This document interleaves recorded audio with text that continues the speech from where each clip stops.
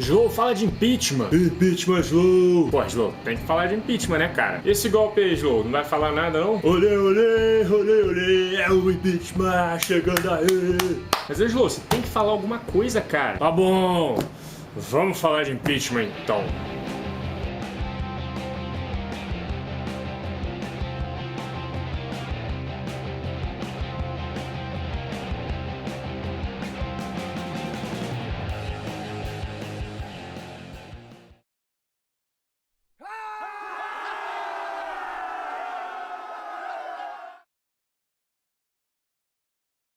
Fala, galera! Bom, parece que a vida de todo mundo ultimamente se transformou em política, o que é relativamente bom, porque faz com que a gente aprenda um pouco mais sobre como funcionam as coisas no nosso país. A galera pediu bastante para eu fazer um vídeo sobre isso, então aqui vai a minha participação. É claro que não dá para falar sobre tudo. O foco aqui vai ser sobre o processo de impeachment e não sobre todo o atual cenário político brasileiro. Então eu espero que esse vídeo sirva para esclarecer algumas coisas para vocês e servir para criar um debate construtivo também. Beleza? Então pronto?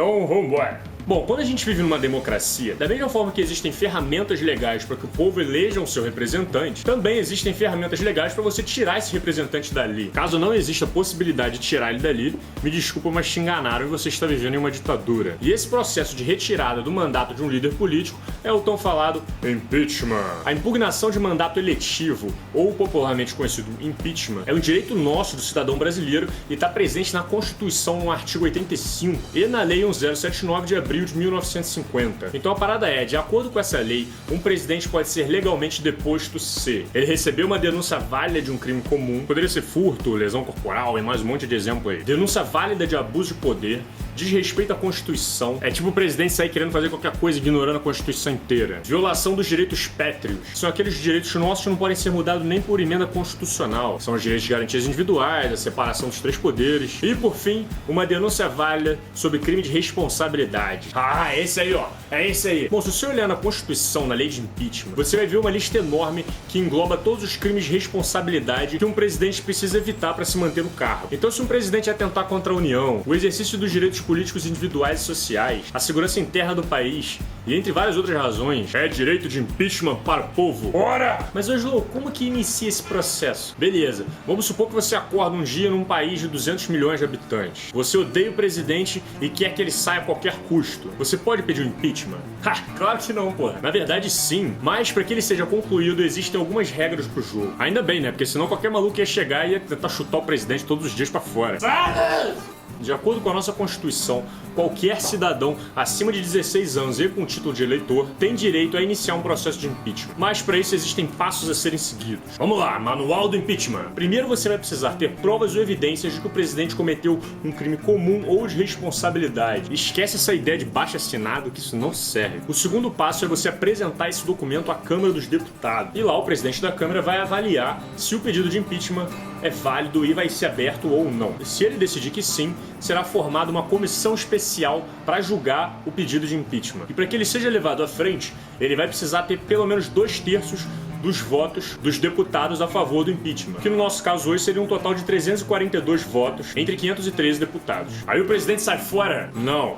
Se o processo passar, ele vai ser encaminhado para o Senado, onde vai haver uma nova votação administrada pelo presidente do Supremo Tribunal Federal e lá vai precisar de novo de pelo menos 2/3 dos votos dos senadores. Se isso acontecer, agora sim, você que levantou da cama para tentar dar impeachment no presidente pode comemorar feliz, porque o presidente será afastado do cargo e proibido de se reeleger pelos próximos 8 anos. Yeah! Pô, Slow, mas é muito complicado, cara. Não tem um jeito mais simples de fazer isso, não? Ninguém quer presidente. Por que tem que ter tanta enrolação? Esse sistema foi feito estrategicamente para ser complicado. E ainda bem, porque se fosse fácil tirar um presidente do poder, se bastasse ter gente insatisfeita na rua, toda semana estaria alguém caindo do poder e a nossa política é cada vez mais instável, ficando cada vez mais vulnerável a tomar um golpe. E adeus, democracia. Quanto é que até hoje, aqui no Brasil, a gente só teve um presidente que sofreu impeachment até agora, que foi o Fernando Collor nos anos 90. Pelo contrário do que muita gente pensa, ele não saiu por insatisfação do povo e panelaço na rua. Eu não tô desmerecendo as manifestações, com certeza elas têm um papel fundamental de representação do povo e fazem uma pressão enorme nas decisões do governo. Mas no caso do Collor foi bem diferente. Em 1991, o Fernando Collor assumiu o governo já já numa situação extremamente caótica que foi deixada para ele pelos governos anteriores. Pra você ter uma ideia, a inflação batia quase 1.800% ao ano. E se você pensa que Collor chegou para resolver os problemas... Ele fez várias tentativas no seu plano Collor 1, plano Collor 2. Ele chegou a congelar os preços. Chegou até a confiscar as poupanças na esperança de tirar dinheiro de circulação e segurar um pouco a inflação. Agora você imagina a reação do povo, que já tava na merda, acordar no dia seguinte e descobrir que não tem mais nada. Maluco, isso é loucura, cara. É total insatisfação popular. A galera queria linchar ele igual fizeram com o doidão lá na Líbia esses dias. Mas não foi isso que fez o Collor sair do poder. A parada é que começaram a desconfiar que o Collor estava envolvido em vários esquemas de corrupção. Até que o próprio irmão dele, o Pedro Collor, chegou e denunciou o presidente. Então abriram uma CPI para investigar e de fato encontraram Fernando Collor envolvido com vários esquemas de corrupção milionários, onde toda a grana caía na conta dele. Os fatos foram afirmados e assumidos pelas pessoas envolvidas com ele. As contas foram encontradas e todo o esquema foi revelado. Por isso Collor foi responsável por crime de responsabilidade no artigo 85 da Constituição, inciso 4 e 5, sofrendo processo de impeachment e sendo impedido de assumir cargos públicos pelos próximos 8 anos. Pra mim esse cara tinha que estar hoje na cadeia. Mas ele tá lá de boa, senador do Alagoas. Mas agora, 24 anos depois, estamos frente a uma nova proposta de impeachment. E dessa vez, quem tá na mira é a presidente Dilma Rousseff. Bom, convenhamos que a Dilma nunca foi uma presidente muito popular. Tem muito pouco carisma, presença e não consegue formular nenhuma frase direito nos seus discursos. Porque o dia das crianças não é só das crianças, é dos animais também. O PT já está no seu 4º mandato presidencial seguido, o que satura muita gente pela ausência de troca de poderes. E para completar, foram nesses mandatos que aconteceram grandes casos de corrupção organizada, como o Mensalão, o caso da Lava Jato. Independente de que se a corrupção sempre aconteceu, mas agora existem ferramentas para expor a corrupção. A parada é que escândalos vêm acontecendo e isso traz insatisfação para todo mundo. Além disso, o país está afundando em uma puta de uma crise econômica. A inflação está fechando a quase 10% no ano, os impostos estão lá em cima, as previsões de desemprego é a 11% até o final do ano. E essa série de fatores fez com que a presidente assumisse um índice de 64% de reprovação do governo por parte da população. E tudo isso fez com que as pessoas fossem pra rua pedindo o impeachment da presidente Dilma Rousseff. Vai cair, vai cair, vai cair. Mas agora, toda essa insatisfação e indignação são suficientes para tirar a presidente do cargo? Não! Não foi isso que tirou o Collor e não vai ser isso que vai tirar a Dilma. Como eu já disse antes, para que o processo de impeachment ocorra, primeiro vão ter que encontrar provas concretas de algum crime que estejam de acordo com a lei de impeachment. E desde que a Dilma assumiu o cargo em 2012, o que não falta são pessoas tentando encontrar brechas para denunciar ela. Já foram registrados mais de 37 pedidos de impeachment da presidente Dilma, registrados pelos mais diversos autores. Muitos foram arquivados, mas pelo menos uns 14 pedidos estão parados em análise ainda na Câmara. É muito amor para uma pessoa só, cara. Mas como eu disse, só o presidente da Câmara pode abrir o processo de impeachment, que no caso é o Eduardo Cunha. E por uma incrível coincidência, ele resolveu abrir o processo no dia 2/12 de 2015, poucos dias depois de descobrirem que ele estava envolvido no caso da Lava Jato. Encontraram as contas secretas dele em um banco da Suíça com mais de 5 milhões de dólares. E aí logo depois ele pega e abre o processo de impeachment da presidente. Bom, por mais cara de pau que a situação tenha sido, com um evidente cheiro de vingança, ninguém pode falar que a abertura do processo é ilegal. Como disse o professor de Direito da PUC, Adilson Dallari, a postura não foi ética, mas está dentro da legalidade. O processo em andamento, que foi aceito pelo Eduardo Cunha, foi escrito por umas 3 pessoas, mas principalmente pelo jurista Hélio Bicudo, e a maioria das denúncias tenta enquadrar Dilma como crime de envolvimento à corrupção e crime de responsabilidade fiscal. Então vamos entender um pouco o que significa essas denúncias e o que está presente no documento de impeachment da Dilma. São 3 acusações principais, o presidente da Câmara disse que só levaria à frente 2 delas, mas eu vou explicar as 3 de qualquer jeito só para não deixar dúvidas aqui sobre esse assunto. Beleza? Ah, é ladrona, meu irmão, roubou pra caralho aí, ó, envolvido um monte de merda. Calma aí, calma aí.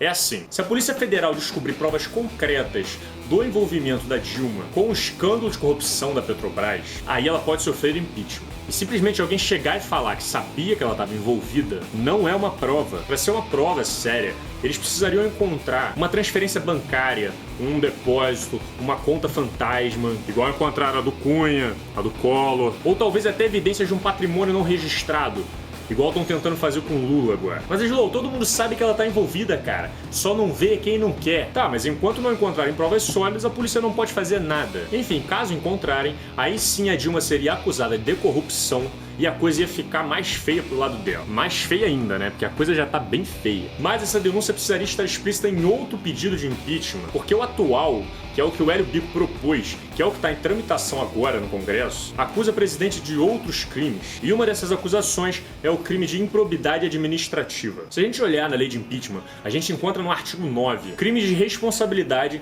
contra a probidade administrativa. Resumindo bem, esse artigo garante que o presidente deve presidir de forma honesta, de forma íntegra, não influenciar um funcionário a agir de forma ilegal, não tentar ir contra a Constituição, entre vários outros pontos que estão separados no artigo em 7 itens diferentes. A Dilma foi denunciada em 2 desses itens. O item número 3, não tornar efetiva a responsabilidade dos seus subordinados quando manifesta em delitos funcionais ou na prática de atos contrários à Constituição. E também no item número 7, proceder de modo compatível com a dignidade, a honra e do decoro do cargo. Beleza? Essas são as acusações. E agora a questão é, quais são os fundamentos delas?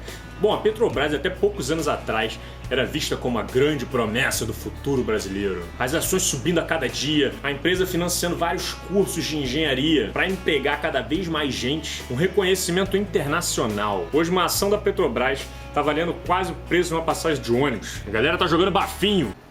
Além de vários problemas administrativos e de desvios na empresa, a Operação Lava Jato ficou internacionalmente famosa, fazendo com que vários investidores perdessem a crença no futuro da empresa e removessem seu dinheiro de lá. Tá, mas onde é que a Dilma entra nessa história? Bom, de acordo com o documento de impeachment, a Dilma negou e otimiu os problemas internos da Petrobras próximo ao período eleitoral. Tá tudo bem, pode confiar. O documento de impeachment insinua que a presidente Dilma se envolveu com muitas pessoas que foram acusadas de corrupção, como o braço forte da Dilma, ex-ministra Erenice Guerra, que se envolveu na Operação Zelofotes enquanto a Dilma era ministra da Casa Civil. Houve também envolvimento com a Graça Foster, Nestor Cerveró, Jorge Zelada, Edinho Silva, que foi tesoureiro da campanha da Dilma, acusado de receber 14 milhões de propina. Só galera gente boa. Mas a ideia de que a presidente, apesar de não ser acusada diretamente de corrupção, está rodeada de pessoas de confiança dela que foram comprovadamente acusados de corrupção. E ela teria omitido esses casos. E muitos desses casos teriam contribuído para o sucateamento da Petrobras. Por isso, nesse caso, ela teria cometido o crime de responsabilidade por improbidade administrativa. A defesa é de que o governo dela não está criando corrupção, e sim ajudando a identificar e acabar com ela. Por isso que hoje são descobertos mais casos do que antes. Porque agora a punidade vem sendo levada a sério, enquanto antes acontecia e ninguém ficava sabendo. Outro caso que poderia entrar como improbidade administrativa seria a presidente oferecer um cargo de ministro a uma pessoa que está sendo investigada no objetivo de mudar a logística das investigações. Bom, se esse for o objetivo dela ou não, isso a gente deixa as autoridades decidir. Mas, como eu disse, essa foi uma das 3 principais denúncias que ela recebeu e essa foi descartada pelo Eduardo Cunha. Foi descartada por falta de provas concretas e seria mais interessante focar o tempo nas outras 2, que são mais sustentáveis. A gente não pode se basear em puras especulações, mas então vamos para as outras 2. A Dilma está sendo acusada de crime de responsabilidade fiscal, tanto pelos decretos ilegais de créditos suplementares, quanto as tão famosas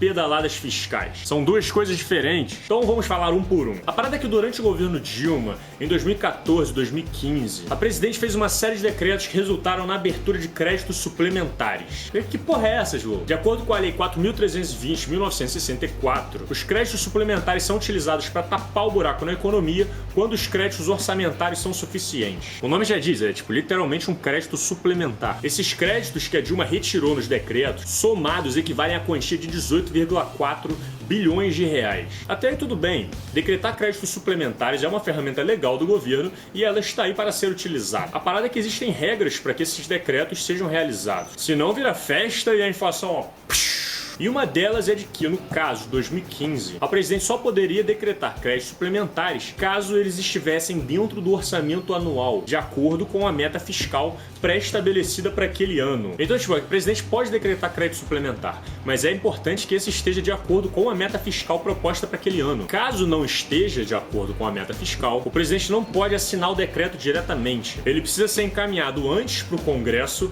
e lá ele vai ser analisado e votado para possibilitar a liberação liberação dos créditos. Beleza? Pegou bem a ideia? Tá, então o que aconteceu é que a Dilma fez os decretos da liberação de crédito suplementar várias vezes sem a autorização do Congresso. Ué, mas aí foi crime ou não foi? Então, o que vai determinar se essa foi uma operação legal ou não é a meta fiscal naquele ano, no período que o decreto foi feito. Então vamos analisar. Em 2014, a meta estabelecida era de fechar o ano com um superávit de 116 bilhões de reais. Por várias razões, o que inclui também uma forte crise econômica internacional, o governo percebeu que não iria cumprir a meta estipulada. Então a solução foi apresentar ao Congresso no dia 11 de setembro uma proposta para modificar a meta fiscal daquele ano. A proposta foi aprovada no dia 4 de dezembro e a meta foi modificada. Então é isso, a gente tem uma meta para cumprir.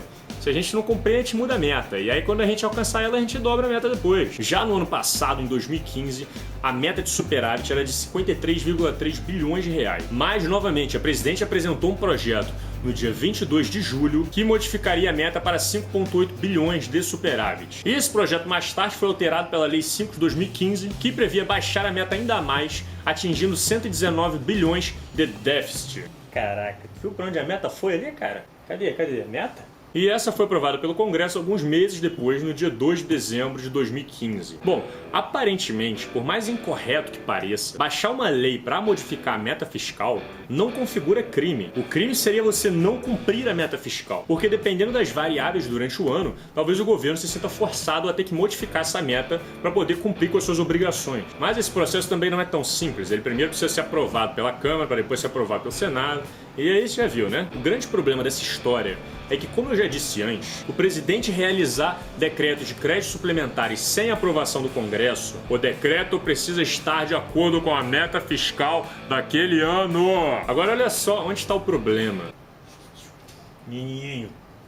Essa tabela aqui demonstra os decretos de crédito que o presidente fez em 2015. Se você olhar as datas, vai ver que 4 aconteceram no mês de julho e os outros 2 foram no mês de agosto. Bom, como eu expliquei agora há pouco, esses decretos poderiam ter sido feitos caso eles estivessem de acordo com a meta fiscal. E teoricamente eles estavam, já que a meta de 2015 era de 55,3 bilhões de superávit e ainda não tinha mudado. Mas, por outro lado, a presidente tinha enviado 5 dias antes, no dia 22 de julho, o projeto de lei para modificar a meta fiscal daquele ano. Vocês estão entendendo a confusão? Teoricamente, os decretos foram legais porque estavam de acordo com a meta fiscal, mas moralmente eles foram ilegais, porque a presidente tinha consciência de que aquela meta que ela estava seguindo era ilusória, que ela era artificial, já que ela mesma tinha tentado modificar a meta sabendo que ela não poderia ser cumprida. Presidente, você não pode fazer os decretos por sua conta. Oi? Tá falando comigo? Ué, por que não? Eles estão de acordo com a meta fiscal. Mas você sabe que essa meta não vai ser atingida. Mas a meta ainda não mudou, vocês não aprovaram. Então tá de acordo, sim senhor. E aí, ela pode ser punida por isso ou não? A parada é que o TCU, que é o Tribunal de Contas da União, percebeu essa ação e considerou o ato da presidente como irregular. Por isso, o documento de impeachment acusou a Dilma de cometer um crime de responsabilidade contra a lei orçamentária no artigo 10, mais especificamente no item 4, infringir patentemente e de qualquer modo dispositivo da lei orçamentária.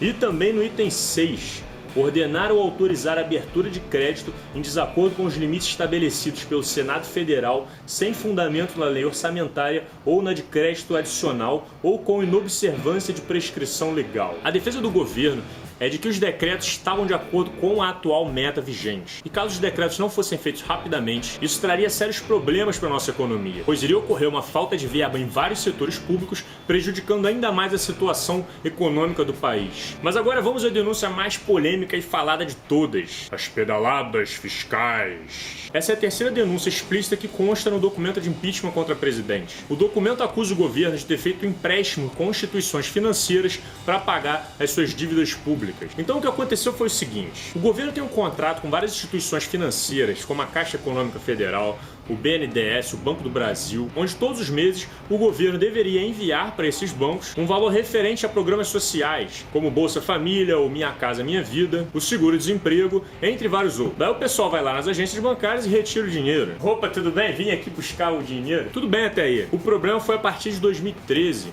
quando o governo começou a atrasar o repasse desses pagamentos de forma sistemática. Bem típico de brasileiro. Como há um compromisso com as pessoas que precisam receber esse dinheiro, então os bancos passariam o valor para as pessoas da conta deles no prazo correto e depois o governo chegaria e reembolsaria as instituições financeiras. Você vê nesse gráfico aqui, por exemplo, a relação de saldo do governo com a Caixa Econômica até por volta de 2013, quando os pagamentos começaram a atrasar e o governo começou a criar relação de dívidas com o banco. E não só na Caixa, como esse outro gráfico mostra, que rolou com o Banco do Brasil, BNDES em escala crescente até 2014, que foi quando o esquema foi explanado. No dia 7 de outubro, o TCU, que é o responsável por analisar as contas da União, recomendou a rejeição das contas do governo Dilma naquele período. E essa é só a segunda vez que isso acontece na história.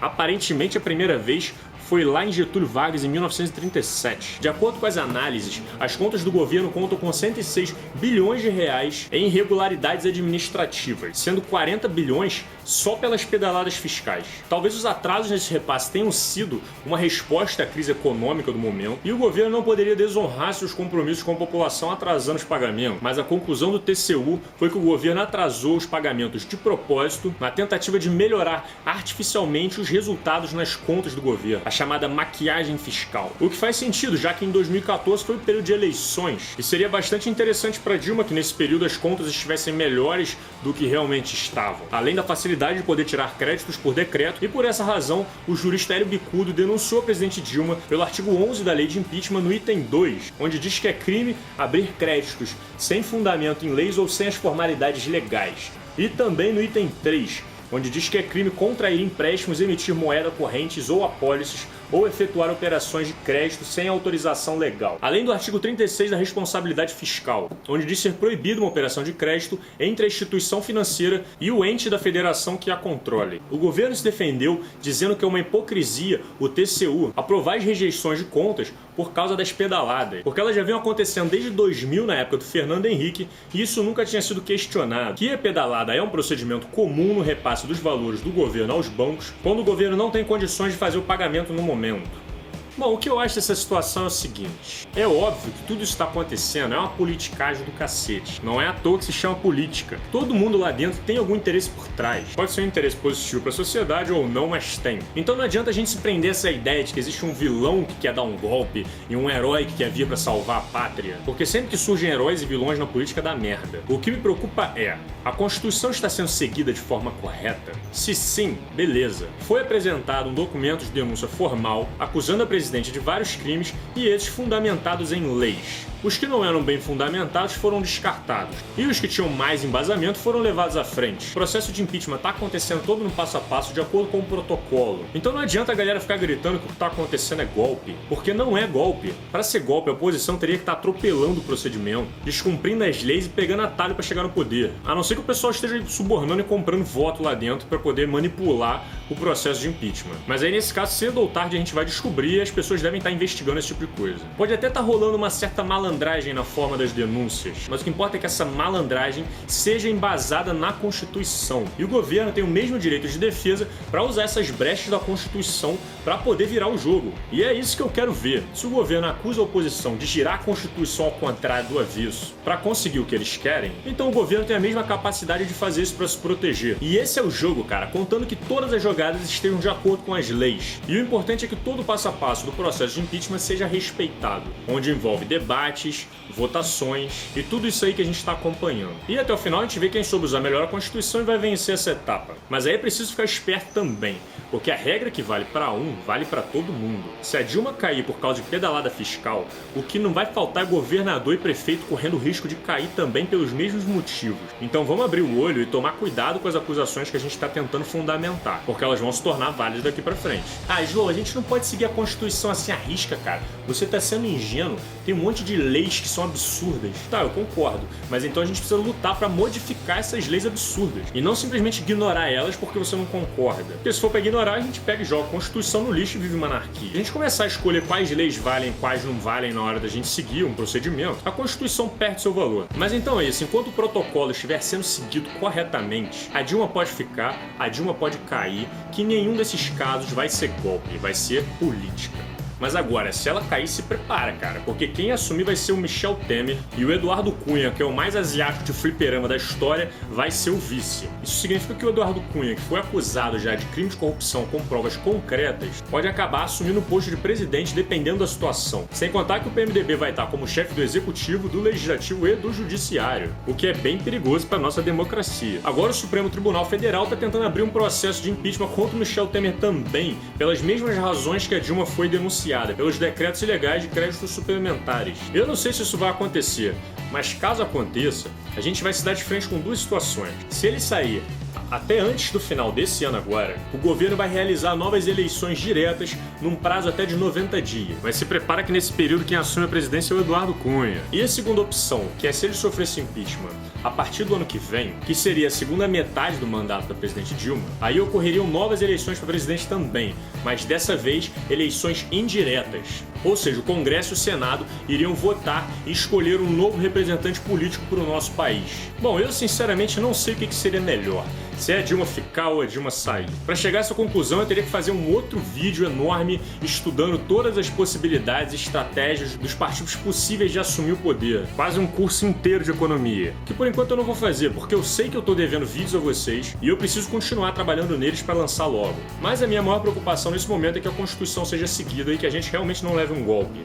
E até onde eu tô observando, ela tá sendo seguida sim. E eu também quero que essa história toda se resolva logo, porque a economia do país está desabando e o Congresso está totalmente improdutivo enquanto não resolver esse problema. Então vamos aí acompanhar domingo as votações dos deputados. Aparentemente o impeachment vai ser aprovado e depois vai ser enviado para os senadores. E a não ser que tenha uma bela reviravolta, os senadores devem votar a favor do impeachment também. Então se preparem porque muita coisa vai acontecer daqui pra frente. Muito obrigado a todos que assistiram até aqui. Fiquem à vontade para usar o espaço dos comentários do YouTube para complementar esse vídeo, adicionar informações, porque eu sei que muita gente vai querer fazer isso e isso é ótimo, porque assim a gente enriquece ainda mais esse espaço. Caso você queira receber mais vídeos como esse no futuro, se inscreva no canal clicando aqui embaixo. E caso você goste do meu trabalho e queira me apoiar de alguma forma, clique aqui que eu irei te agradecer e te amar para sempre. Então nos vemos no próximo vídeo e um grande abraço.